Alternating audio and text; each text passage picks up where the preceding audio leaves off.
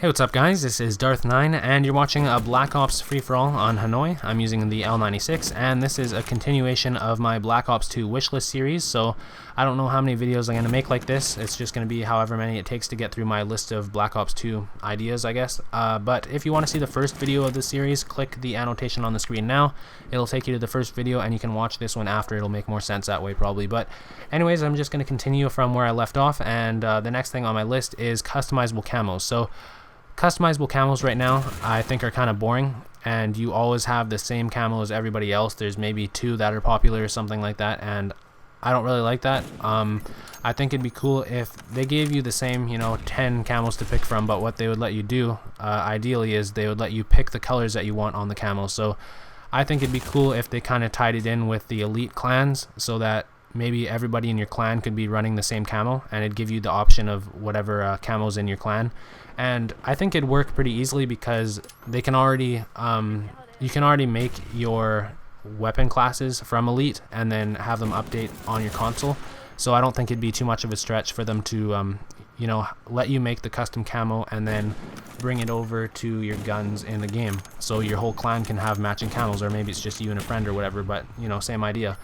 I don't think that elite has been much of a success. I don't think it was really worth buying. I bought it, but I think they could do a lot more and it wouldn't even be that hard to make it worth people's while. Anyways, I'm gonna go over the second thing on my list here. So well, the next thing, it's not necessarily the second if you include my last video, but anyways, I have down Forge. So I think it'd be cool if they could have a kind of a map creator similar to Halo, and they actually have had that in Call of Duty before. It was I forget what they called it, but it was a map creator and you could create maps for COD 4.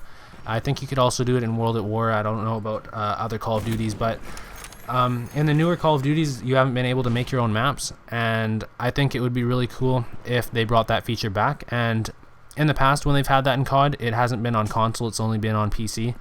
But I think it'd be cool if they could allow people to have some kind of Forge mode similar to Halo, I guess, and allow you to create maps that way, because there's already a file share on Xbox now with the game modes that people make, and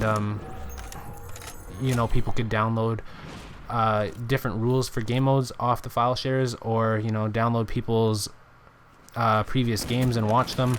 I don't think it'd be that hard for them to allow people to create maps now and play them, because before it might have been a bit of a stretch saying that in World at War, when there was no file share or vault or theater mode or anything like that. So now I think it's a bit more realistic for them to add a Forge mode similar to Halo's.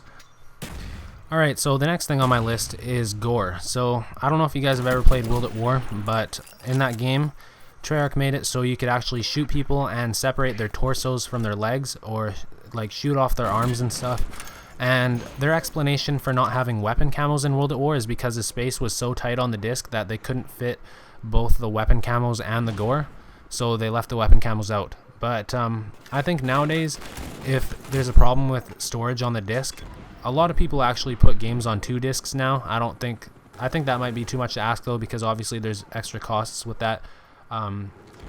Making 2 discs instead of 1, it obviously costs the publisher a lot more.